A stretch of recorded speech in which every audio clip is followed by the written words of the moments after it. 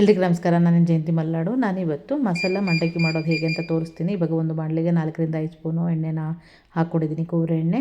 ಹಾಗೆ ಒಂದು ಬೆಳ್ಳುಳ್ಳಿ ಸಿಪ್ಪೆ ತೆಗೆದು ಹಾಗೆ ತೊಳೆದ್ಬಿಟ್ಟು ಇಟ್ಕೊಂಡಿದ್ದೆ, ಅದು ಹಾಕಿ ಈಗ ಫ್ರೈ ಮಾಡ್ಕೊಳ್ತೀನಿ. ಹಾಗೆ ಇನ್ನೂ ಯಾರಾದರೂ ನನ್ನ ಚಾನಲ್ನ ಸಬ್ಸ್ಕ್ರೈಬ್ ಮಾಡಿಲ್ಲ ಅಂದರೆ ದಯವಿಟ್ಟು ಸಬ್ಸ್ಕ್ರೈಬ್ ಮಾಡಿ, ಲೈಕ್ ಮಾಡಿ, ಶೇರ್ ಮಾಡೋದನ್ನು ಮರಿಬೇಡಿ.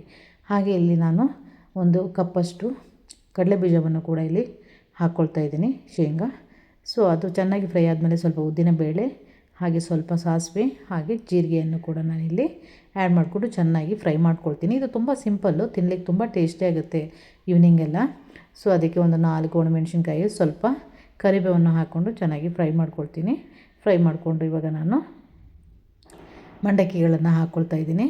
ಸೊ ಇದು ಹಾಕ್ಕೊಂಡು ಅದಕ್ಕೆ ಒಂಚೂರು ಸಾಲ್ಟನ್ನು ಆ್ಯಡ್ ಮಾಡ್ತೀನಿ. ಸೊ ಉಪ್ಪಿರುತ್ತೆ, ಜಾಸ್ತಿ ಹಾಕಿಬಿಡಿ, ಸ್ವಲ್ಪ ಹಾಕಿ ಚೆನ್ನಾಗಿ ಮಿಕ್ಸ್ ಮಾಡಿ ಸ್ವಲ್ಪ ಅರಿಶಿನ ಕೂಡ ಆ್ಯಡ್ ಮಾಡಿದ್ದೀನಿ. ಸೊ ಇದನ್ನು ಮಾಡಿ ಸ್ವಲ್ಪ ಚೆನ್ನಾಗಿ ಕ್ರಿಸ್ಪಿ ಬರೋ ಥರ ನೀವು ಇದನ್ನು ಫ್ರೈ ಮಾಡ್ಕೋಬೇಕು. ಈವ್ನಿಂಗೆಲ್ಲ ತಿನ್ನಲಿಕ್ಕೆ ತುಂಬಾ ಟೇಸ್ಟಿಯಾಗಿರುತ್ತೆ. ನೋಡಿ ಎಷ್ಟು ಚೆನ್ನಾಗಿ ಬಂದಿದೆ ಅಂಥೇಳಿ. ಇದನ್ನು ಹೀಗೆ ನೀವು ನೀಟಾಗಿ ಮಾಡಿಕೊಂಡ್ರೆ ನಿಮಗೆ ಚೆನ್ನಾಗಿ ಬರುತ್ತೆ. ಸೊ ನಿಮಗೂ ಕೂಡ ಇಷ್ಟ ಆಗಿದೆ ಅಂತ ಭಾವಿಸಿದ್ದೀನಿ. Thank you.